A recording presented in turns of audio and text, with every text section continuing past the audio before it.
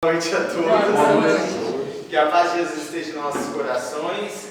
Vamos iniciando mais um lindo trabalho com a assistência da espiritualidade maior, com a assistência de José de Mococa, dos nossos mentores de jornada que nos trouxeram até aqui, né? Porque a gente tem os nossos mentores de jornada, mas a gente também tem aqueles nossos irmãos, né? Obsessores, aqueles nossos amigos que a gente chama pelas leis da sintonia, e essa lei da sintonia que a gente deixa, aquela vazão que a gente deixa dar, acaba atraindo esses irmãos. E olha lá, gente, quem fala isso é Paulo de Tarso. Paulo de Tarso nos diz isso no capítulo 12, na Epístola aos Hebreus, e que nós carregamos a nuvem das testemunhas. O que é nuvem das testemunhas? Nuvem das testemunhas é o que carregamos em cima de nós, né? Ao nosso lado, ao nosso redor. Ou seja, estamos cheios de testemunhas. O que fazemos das nossas vidas nos cabe a nós mesmos, mas muitas vezes a gente acha que está fazendo e ninguém está vendo nada. Mas estão, viu, meus irmãos? Estão muito. Então a gente tem que tomar esse cuidado para que a gente venha para a casa espírita para trabalhar, para crescer, para evoluir, para multiplicar, para ajudar, para entender os nossos irmãos de jornada e para doar aos nossos irmãos queridos que desencarnados e encarnados aqui se encontram, não é verdade?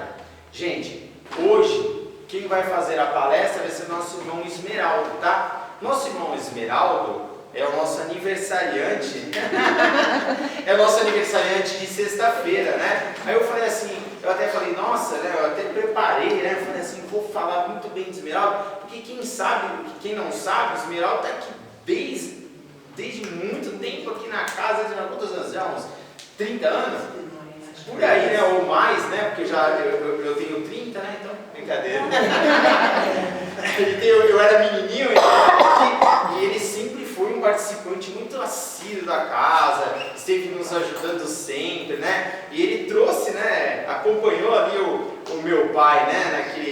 No tempo todo, no tempo que ele estava aqui, ajudou nas construções, levantando a casa, como muitos irmãos da casa fizeram também, né? Mas é uma pessoa que ajudou, esteve, apoiou lá, né, o seu Sola, que era o outro presidente, continua apoiando, continua trabalhando, continua apoiando o outro presidente, continua ajudando a toda a casa de caridade, porque é o que a Silvia falou, gente.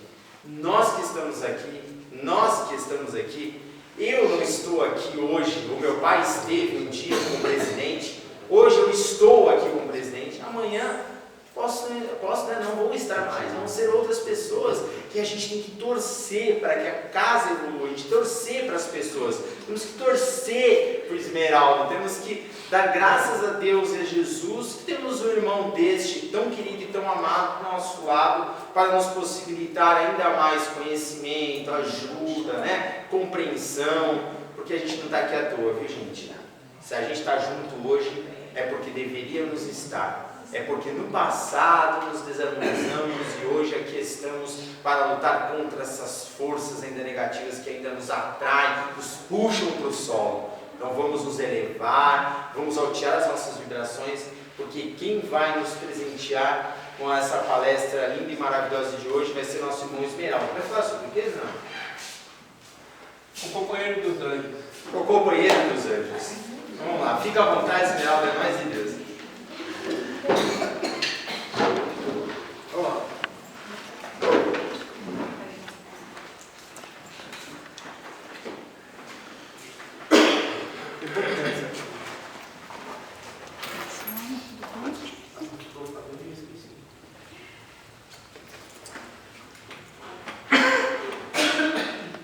Gente, boa noite a todos. Boa noite.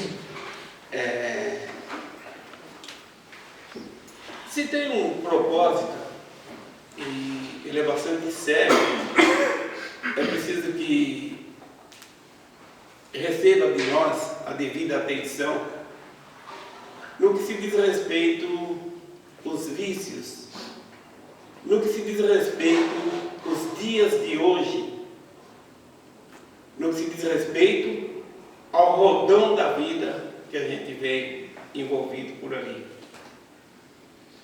Dona Lourdes é testemunha, Fátima, Carlinhos, algumas são vezes, até na maioria das vezes. O trabalho que está sendo desenvolvido fica em torno do seguinte: a gente está lá embaixo, vive uma prévia preparação para subir, e eu tenho que confessar que eles acabam, né, mostrando alguma coisa para que se fale. Às vezes é uma mensagem, às vezes é um livro, às vezes é alguma coisa assim, mas nunca nada especificado para sexta-feira que vem, tipo assim. Talvez chegar aí à tarde, pega uma mensagenzinha. E a gente fala sobre essa mensagem, depois de ter lido ela, depois de ter visto alguma coisa assim mais de perto, nesse papel apresentado, e sobe. Aqui chegando, para quem está atento com os acontecimentos, o médico fala sobre tudo que disse lá embaixo. Embora com uma visão mais ampla, com conhecimento maior, com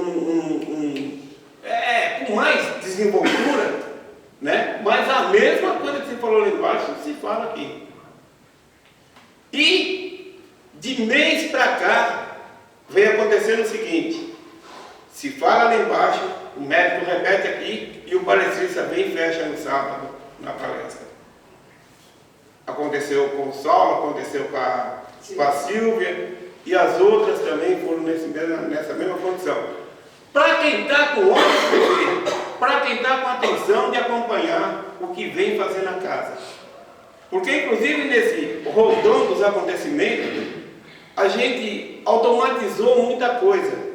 Então, a gente vem e volta. A gente vem e volta.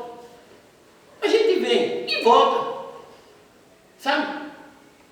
A gente não teve ainda a condição de viver o que eu já consegui de mudança, de melhora, de condição em estar esse tempo que eu estou na casa espírita. O que eu já consegui? A gente não fez e não faz esse exame de consciência. E é preciso fazer. O que eu me melhorei esse tempo todo que eu estou frequentando uma casa espírita? O que eu me melhorei ouvindo o pessoal falar? O que eu me melhorei lendo o que eu já li? Sabe? E se a gente não fizer isso, como a gente não vem fazendo, essa é uma amostra que acaba dando, a gente está igual o pessoal do outro lado da rua. No automatismo danado, no rodão, sabe? Vem, volta, e o tempo passando. E o Pedrão quase chamando. Não tem jeito, a gente está vivo, ele vai chamar. E o Pedrão quase chamando. E a gente nesse vem, aí volta, sabe? De vez em quando se apercebe alguma coisa assim, mas é muito longe, muito esparsa, muito, quase que até sem querer. E aqui está uma das lições do Contos e Apólogos, que é do irmão X, Humberto de Campos, e é a lição de número 16, na página 73. Nos mostra o seguinte: o companheiro dos anjos. Quando Benjamin Paixão atingiu bodas de prata com a filosofia consoladora dos espíritos, experimentou indivisível amargura. 25 anos de casamento com o espiritismo cristão, e ainda se reconhecia impossibilitado de partilhar-lhe os serviços. E seu modo de ver fora defrontado em toda parte pela incompreensão, pelo desengano e pela discórdia. Jamais pudera firmar-se em grupo algum. Em razão disso, nessa noite, ao invés de procurar o clube,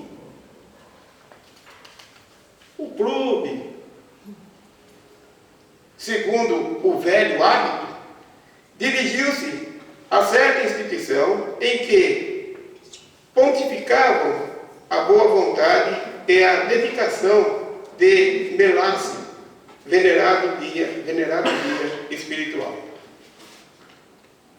Depois da prece de abertura dos trabalhos, quando o abnegado amigo invisível passou a comandar a assembleia por intermédio de uma senhora, Benjamin exclamou em voz súplice: Melácio, a data de hoje assinala o 25º aniversário de meu ingresso na doutrina. Prestimoso irmão, oriente-me, ensina-me, onde encontrarei comunidade que se afine comigo? Todo mundo tem que se ajustar a mim. Eu sou o centro do universo. Onde encontrarei que se afine comigo? Onde estão aqueles com os quais devo realizar a tarefa que me cabe? A entidade benevolente meditou alguns minutos e acentuou sem qualquer sinal de reprimenda: 25 anos de espiritismo evangélico, sem trabalho definido, é condição muito grave para a alma. E modificando o tom de voz, observou: Benjamin, alguns passos além de seu lar, há um templo de caridade. Paixão interceptou-lhe a palavra e exclamou: Já sei, é um posto avançado de personalismo em dissidências constantes entre os que ali ensinam e aprendem. Não se sabe qual é o pior. O guia refletiu por instantes e obtemperou: Dentre seus amigos, você tem o Pereira, que vem trabalhando com valor a benefício de um orfanato. O interlocutor apertou irreverente: Ah, o Pereira! Nunca vi homem mais agarrado ao dinheiro. É avarento, sórdido. Melácio não se deu por aborrecido e aventurou: Não sei se já entrou em contato com os serviços de Dona Soledade, a estimada média da pobreza. Reside justamente no caminho de sua repartição. Benjamin fixou um gesto de enfado e desabafou: Dona Soledade mata a paciência de qualquer um. É mulher despótica e arbitrária. Não posso entender a sua referência. O benfeitor silenciou por momentos e voltou a dizer: O irmão Carvalho, seu vizinho, organizou interessantes atividades de cura para obsediados. Quem sabe? Paixão, contudo, alegou irônico: O Carvalho é um homem de moral duvidosa e mesmo incrível. Não se sabia na vida espiritual que ele possui mais de uma família? O guia, porém, considerou com a mesma calma: A senhora Silva, não longe de sua residência, vem protegendo os velhos de um asilo. E aquela é um poço de vaidade, atalhou Benjamin. O impestivo encheirou-se dentro do próprio eu e não aceita a cooperação de ninguém. O tolerante amigo ponderou então: Em seu trabalho, você conhece o Ladeira, que mantém valioso culto doméstico do Evangelho, junto ao qual muitos doentes encontram alívio. O Ladeira? Gritou Paixão sarcástico. Aquilo é a petulância em pessoa, observou o espiritismo todo. A doutrina é ele só. Com invejável bondade, o condutor da reunião interrogou cristamente: Conhece você as sessões do Soares em seu bairro? Há muito tempo, redarguiu azedamente o descortês visitante. Soares é um espertalhão.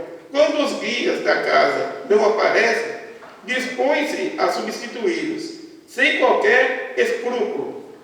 Vive de infindáveis trapaças, morando num palácio, à custa da ingenuidade alheia. Nesse ponto do diálogo, Melácio entrou em profundo silêncio e, não se acreditando vencido na argumentação, Benjamin voltou a pedir em voz enternecedora: dedicado amigo, ajude-me, preciso trabalhar e progredir na obra da verdade e do bem. Não me negue as diretrizes necessárias. O benfeitor, contudo, embora se mostrasse sorridente, respondeu com inflexão e energia: Paixão, ofereci a você 7 sugestões de trabalho, que foram recusadas. Segundo os ensinamentos de que dispomos, o remédio se destina ao doente e o socorro àqueles que o reclamam, pela posição de ignorância ou sofrimento. O Espiritismo solidifica o esforço e o concurso dos homens de boa vontade e de entendimento fraternal, que se amparem uns aos outros. Entretanto, ao que me parece, você é o companheiro dos anjos, e os anjos, meu amigo, estão muito distantes de nós. É provável possamos colaborar no seu roteiro de ação para o seu espírito. Contudo, é mais razoável que você nos procure quando tiver 2 asas. E isso, sim, está o Benjamin precisando nos falar, é o que a gente vem vivendo, é no rodão que a gente está, de uma forma até que distraída.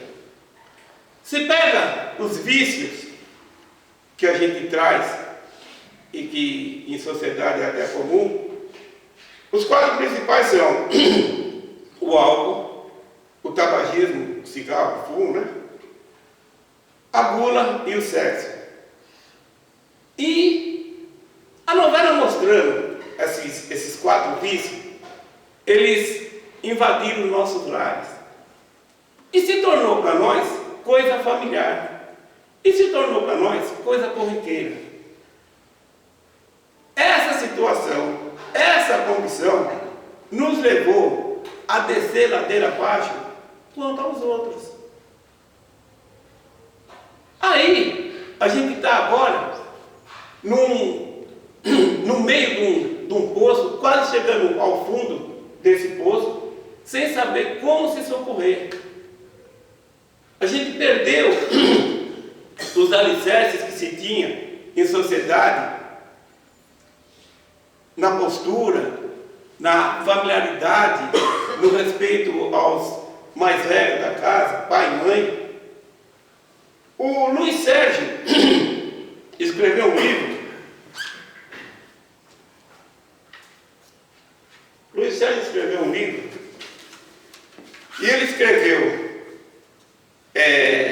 psicografou um livro em 1992 e só publicou em 2003, 11 anos depois. O livro, super atual, mostra o tráfico hoje e o nome dos entorpecentes. Em 92, ele psicografa o livro, mas não encontra ressonância na sociedade para poder lançar o livro.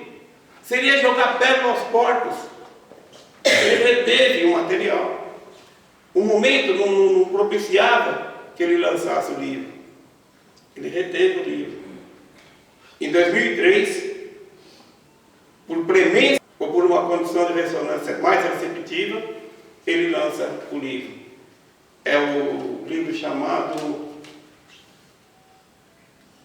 A Cabana dos Sonhos. E nesse livro, A Cabana dos Sonhos, ele mostra as nossas condições atuais. Lamentável. De lamentável. São drogas sintéticas, inúmeras. Existem drogas que a polícia põe, pega na mão e devolve lá nesse móvel da sala dessa casa, que inclusive essas festas onde essas drogas se proliferam não são em barraco, não são na comunidade, são em mansões, em casas de praia, em lugares altamente sofisticados, e a polícia é convidada a entrar lá, entra, dá aquelas buscas, pega essas coisas na mão, larga lá e vem embora, porque é sintética, é fita cassete, parecendo uma fita cassete, mas é uma droga. Engoliu um pouquinho assim, se alucina a passar uma semana sem dormir. E ele vem mostrando nesse livro, o socorro que o plano espiritual faz em inteligências, em N lugares, situações, e que lá chegando é premente a situação apresentada. É alguma coisa assim, desesperadora, alguma coisa que, sabe, dá dó de ver o acontecimento. A gente está para, em breve, não vai muitas décadas não, mas algumas décadas aí, ter mais velho do que jovem. Vai acabar os jovens, que estão morrendo tudo, morre tudo. Ou com overdose, ou no ajuste de conta, ou de alguma maneira acaba sendo exterminada a vida deles. Agora, isso nos dá uma tremenda oportunidade de passarmos a viver a responsabilidade do trabalho, na exemplificação, na postura modificada, na sinceridade da nossa vivência e no se aperceber se não estamos viciados nesse vai e volta. A gente não muda. E eles estão lá e acabam nos vendo. Ué, ele vai lá, mas não muda. Ué, ele vai lá, mas está do mesmo jeito. Ué, ele vai lá, mas ainda fala palavrão. Ele vai lá, mas ele ainda bebe. Ele vai lá, mas ele ainda faz isso. Percebe o desserviço que a gente está apresentando para a doutrina? É um desserviço. Então é preciso que a gente observe, além dos quatro, que os quatro, inclusive, então, agora já estão divulgando aí, nos outros tantos que a gente está envolvido. Mostra na literatura, um irmão viveu numa metalúrgica durante 42 anos, apertando um parafuso rosca esquerda. Todo parafuso se aperta para a direita. E esse parafuso que ele apertava nessa metalúrgica era rosca esquerda. Esses 42 anos que ele viveu nessa metalúrgica, apresentando esse tipo de serviço, era para descentralizar a mente dele de uma existência que ele teve lá atrás, fabricando armas bélicas. Ele fabricava revólver, fuzil, e matava, e era armas desse jeito. Aquilo lhe causou consequências e causa, um mau pensamento nos causa consequências. Imagine fabricar uma coisa como essa. Então ele voltou, se reencarnou, teve a oportunidade de uma futura reencarnação, e ficou 42 anos nessa metalúrgica, apertando esse parafuso à esquerda, para descentralizar o cérebro dele dessa existência que ele teve, fabricando esse tipo de arma, ou esse armamento. Então a gente vê que é uma coisa muito séria. A responsabilidade que a gente tem em vida era para que a gente vivesse com mais atenção, sabe? Mostra também a literatura que até o Ghost, no filme O Ghost, também apresenta um quadro como esse. O camarada está desencarnado, ambos estão desencarnados e tal, e ele vai pegar uma bituca, e o cara do vagão, ou o camarada, não, esse vagão aqui é meu, aqui que acontecer aqui é meu, e maltrata ele e faz ele sair do vagão.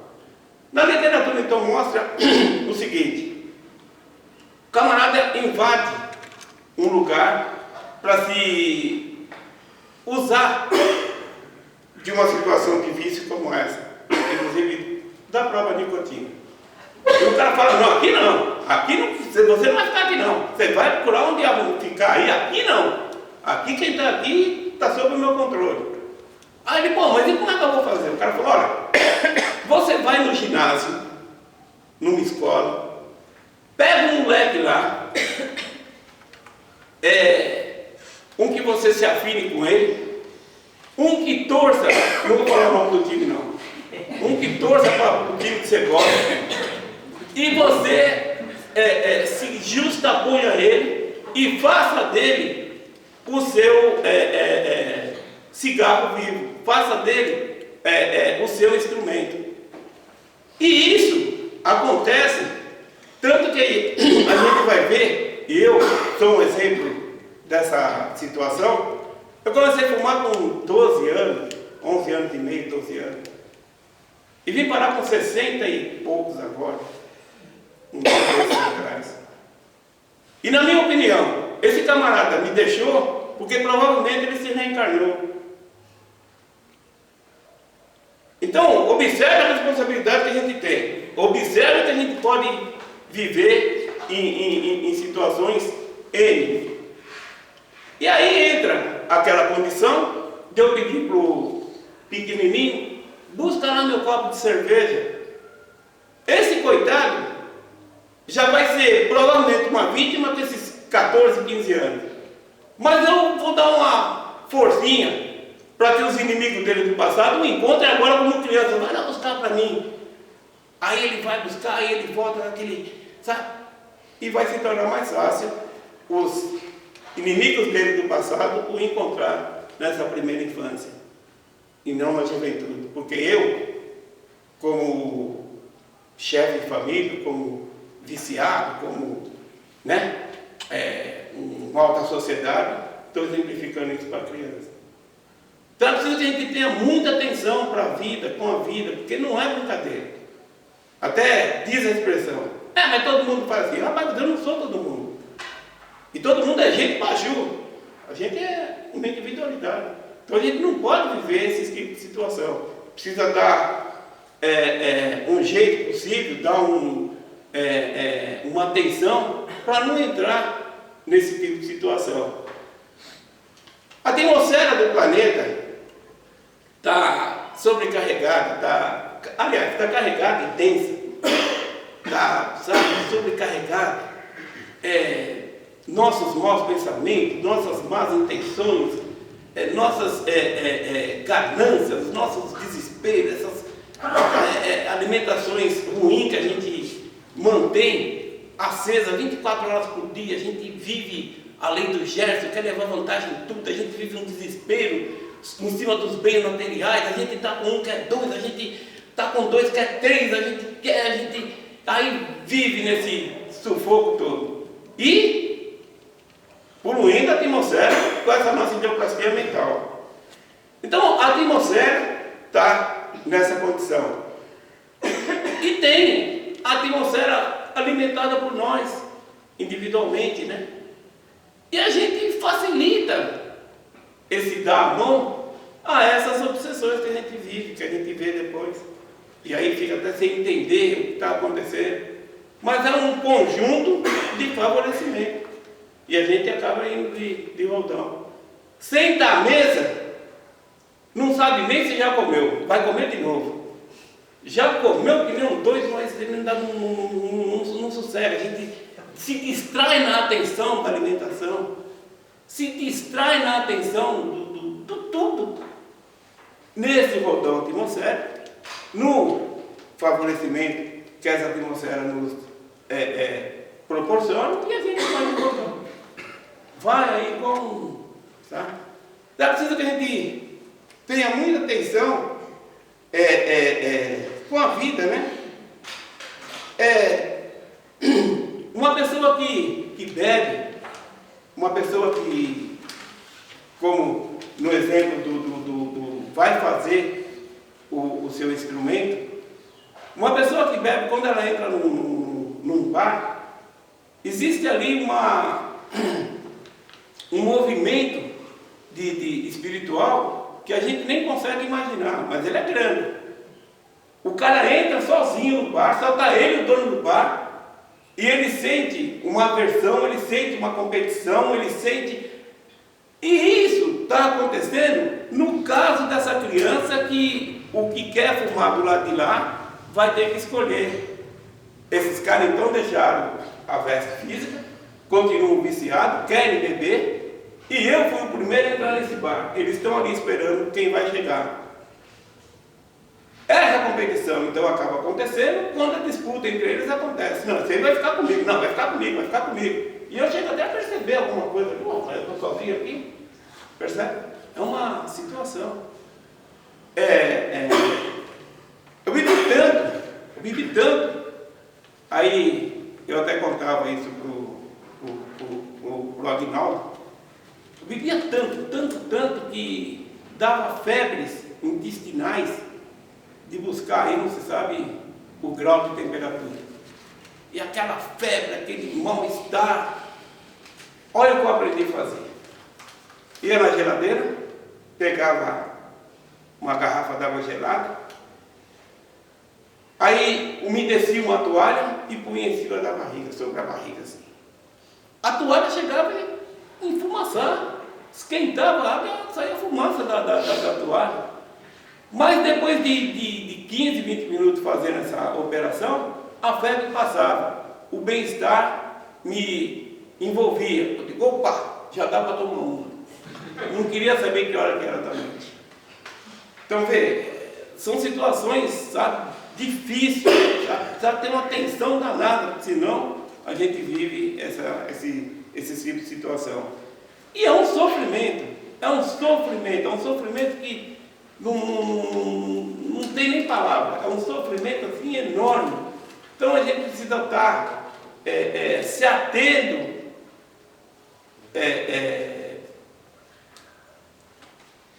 na vida e para nós. Até eu venho falando isso faz algum tempo, repetindo o que diz o Haroldo Dutra: o que você mais faz durante o dia diz muito daquilo que você é. Meu Deus, eu preciso então começar a pensar no que eu estou fazendo, prestar atenção no que eu estou querendo da vida, prestar atenção nessas minhas, nesses meus mecanismos automáticos de viver, porque senão eu estou, sabe, distraidamente vivendo de roldão aí, sabe, vivendo aí ao Deus dará. E a distração é tão grande que, olha, eu volto, e eu já melhorei. São décadas fazendo isso. Vai para lá, volta para cá de novo. Fala para quem dá atenção, não, eu sou espírita. Sabe, estica o peito para falar, eu sou espírita. Que coisa, hein? Que coisa. Quer dizer que você é espírita. O Luiz Sérgio está mostrando no livro: na atualidade se conta os espíritas no dedo. E o que é pior? Eu até comprei o livro por causa disso. Quem me indicou o livro falou: o Luiz Sérgio fala que dá para contar os espíritas no dedo. Eu digo, eu vou comprar esse livro. Não é possível que o cara tenha... Que expressão ele usou, que raciocínio que ele teve, como ele conseguiu fazer um capítulo mostrando uma situação como essa. Eu vou comprar esse livro para ver isso. No campo da minha curiosidade. Pô, como é que o cara fala uma coisa dessa? Que montagem ele fez de raciocínio para dizer que dá para contar os espíritas no dedo. Comprei o livro. É da primeira página até a última. Nas entrelinhas, realmente a gente não é espírita. A gente sabe, está dizendo que bate, faz, acontece, mas não é. A gente peca muito, a gente tem muitas falhas, a gente não tem uma conduta reta. Inclusive, numa das amostras rápidas que ele dá acontece a festa na casa espírita. O diretor fura a fila. Ele vai lá comprar alguma coisa lá, vai pegar um passe, ele fura a fila, ele chega lá, peraí, não, furou a fila. É domingo, ele está numa festa espírita, furou a fila. É espírito um cara desse? Não é, gente, é um espírito de corpo. Sabe? Não é, a gente tem que identificar, a gente tem que, sabe, pegar a fila lá por último, ficar por ali, chegar uma pessoa mais idosa, olha, pode ir na minha frente e tal. Pô, é domingo. Eu estou numa festa espírita, furei a fila. Não, eu sou o diretor, sou eu.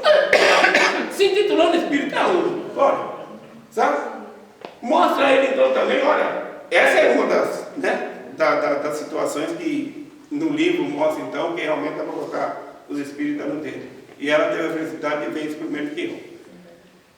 Mostra também que eu escrevi um livro, ou escrevi um artigo para uma revista, e eu acho que o pessoal tem que me dar o livro, porque foi eu que escrevi. O verdadeiro espírita compra o livro.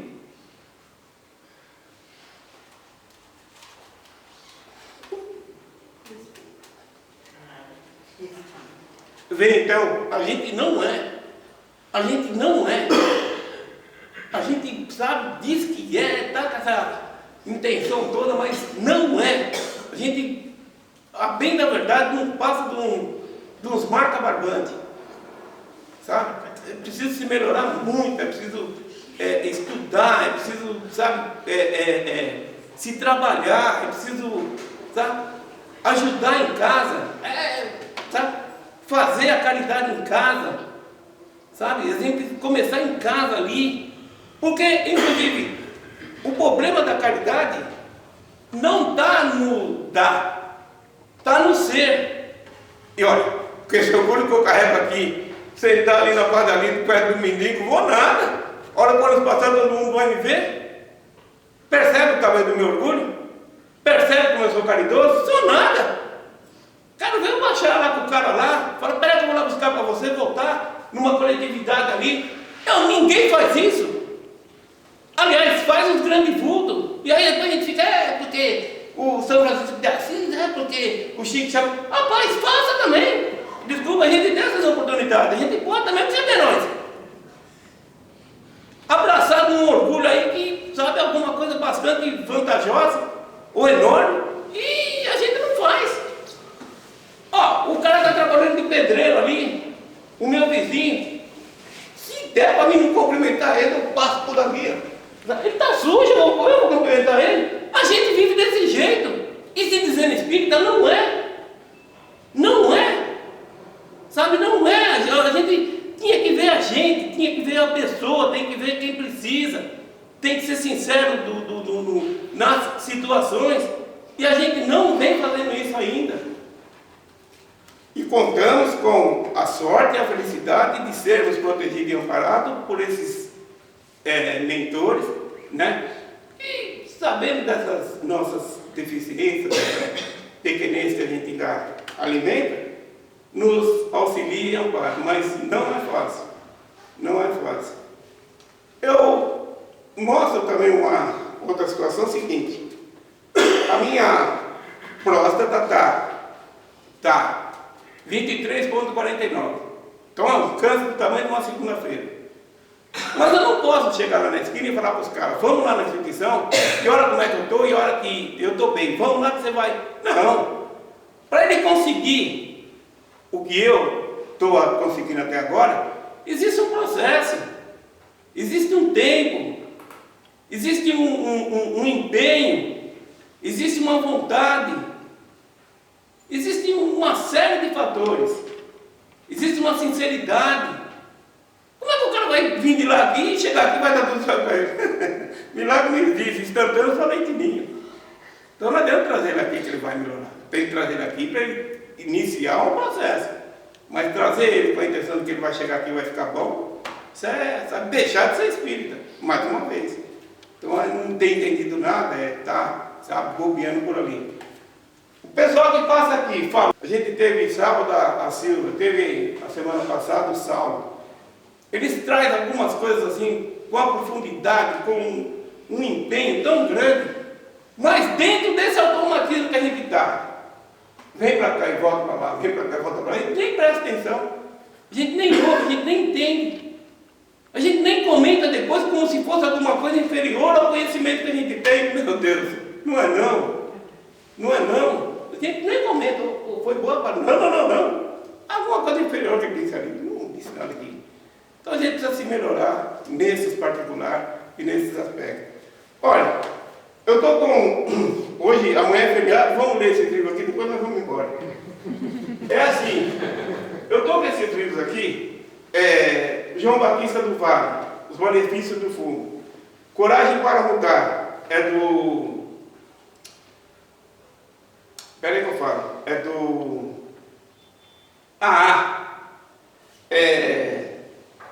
O Vencedor, Edson Ferrarini. Rogério Formiga, A Mente de um Viciado. Como livrar-se do vício, do álcool e outros tóxicos. Esse aqui é o do Edson Ferrarini também. O tóxico e o alcoolismo. E esse aqui é quando eu não tenho o que fazer, eu posso ler poesia. Então é assim, esses livros, eu já revistei eles mais de perto, e nesse particular, Vícios, eu tenho, sabe, lamento em ter conseguido, mas eu tenho uma prévia visão. Se alguém quiser falar sobre isso, a hora que tiver uma oportunidade, eu estou sempre disponível. Então, cara.